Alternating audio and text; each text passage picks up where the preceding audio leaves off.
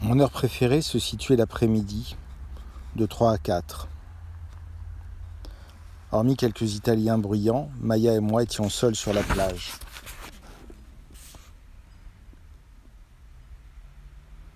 Au sortir de la mer, je m'allongeais sur un banc sous les palmiers, avec mon paquet de cigarettes, mon verre de punch et un roman de Thomas Bernhard.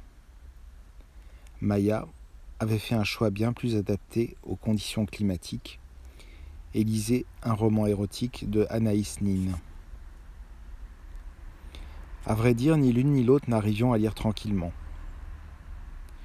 Le vent qui soufflait sans trêve faisait voler les pages, me jetait les cheveux dans les yeux et parfois m'arrachait littéralement le livre des mains. Je m'abandonnais à une torpeur heureuse, absorbé par des pensées sans queue ni tête et des images couleur d'arc-en-ciel. L'océan caressait la plage avec une tendresse infinie. Les vagues accompagnaient la fugue tropicale que jouaient les cocotiers. La pluie qui vous trempait jusqu'aux os, sans jamais vous refroidir, tombait par averses, puis cessait pour recommencer de plus belle. Alors que la lumière brûlante du soleil déversait ses gouttes d'or sur mon visage, à travers les palmes, je faisais des rêves insensés sur la ligne écumeuse des récifs de corail. Un monde à l'ombre inconnue, mais où rien n'était ni clairement tracé. Les concepts abstraits, la précision, la pensée analytique des latitudes nordiques n'avaient pas leur place ici. On laissait libre cours à des sensations purifiées, affûtées. On se déshabituait du réel. Une voie tout en courbe semblait se dessiner. Vivre au gré des sens. Sentir le soleil qui brûle à faire fondre les eaux, les doigts courts et humides de la pluie. Le vent qui lèche le corps comme une langue chaude. Sous un ciel dont les couleurs jamais ne s'éteignent, découvrir son corps, apprendre qu'il existe. Boire à petites gorgées le rythme vibrant, lent et coloré de la vie tropicale. C'était dans ces moments-là que je sentais de tout mon être que j'étais sur une île au milieu de l'océan. Un courant puissant m'avait jeté hors du temps pour me déposer sur cette plage comme un coquillage. Tel un coquillage au creux duquel, si vous tendez l'oreille, vous entendrez résonner la chanson infinie de l'océan.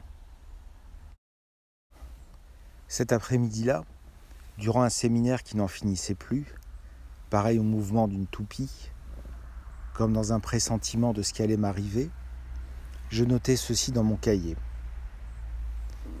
J'ai besoin de quelque chose qui donne forme à ma vie, comme l'air donne forme au ballon qu'il gonfle. Je ne peux encore dire ce que ce sera, mais certainement c'est une chose que l'on appelle l'amour.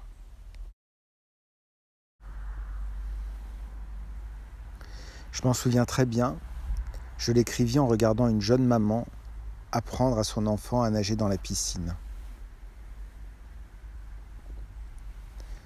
Dieu a donné la vie à Adam en lui soufflant dans le nez. Ainsi, 10 jours passèrent encore avant ma rencontre avec l'homme coquillage. Et quand fut enfin venu le soir qui allait souffler comme un ouragan sur ma vie, il ne me restait plus que 4 journées à passer sur l'île.